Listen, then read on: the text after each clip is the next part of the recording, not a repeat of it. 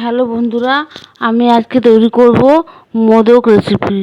মোদকের জন্য তৈরি নেব 2 প্যাকেট রেড কাউ, 500 মিলিগ্রাম করে রেড কাউ 2 প্যাকেট নেব। দুধটা ভালো করে ঘন করে জাল দিতে হবে। দেখো দুধটা সমানে নেড়ে নেড়ে জাল দেবো আমি। এবার দুধটা ভালো করে জাল দিচ্ছি, আর একদিকে কেশর ভিজিয়ে রেখেছিলাম দুধের বাটিতে। দেখো কি সুন্দর কালার এসছে, গরম দুধের মধ্যে কেশর ভিজিয়ে রেখেছিলাম, বেশ হলদে কালার এসেছে, খুব সুন্দর একটা কালার। এটা পরে দুধের মধ্যে মিশিয়ে নেব। এই দেখো দুধটা ঘন হয়ে এসেছে, এর মধ্যে একটু আমল দুধ মেশাতে হবে।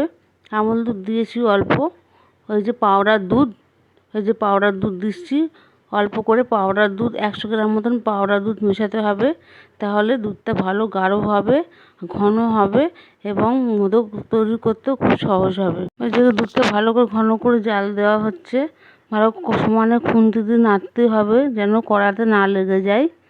এবং নেড়ে নেড়ে নেড়ে একেবারে শুকনো করে নিতে হবে।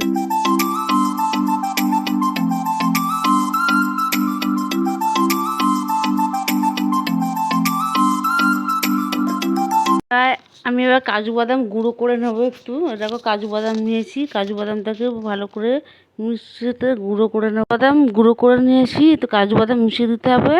এবার কাজু বাদাম মেশানো হয়ে গেছে, এর মধ্যে তো ঘি দিয়েছি, দিয়ে নেড়ে চেড়ে যে ঘি দিলাম, ঘি দিয়ে ভালো করে নেড়ে চেড়ে নামিয়ে নিতে হবে। আর আমার তো মোদকের মোল ছিল, সেই মোল দিয়ে আমি মোদকটা তৈরি করে নিয়েছি। এই যে মোদক তৈরি হয়ে গেছে। শুকনো হয়েছিল, শুকনো করে নিয়ে তারপরে মোদকটাকে মোল্ডের মধ্যে বসিয়ে মোদক তৈরি করে নিয়েছি। এরকম আমার মোদকটা হয়ে গেছে। আমার ভিডিওটা যদি ভালো লেগে থাকে তাহলে চ্যানেলটাকে সাবস্ক্রাইব করবেন এবং লাইক কমেন্ট করতে ভুলবেন না, বন্ধুদের বেশি করে শেয়ার করবেন।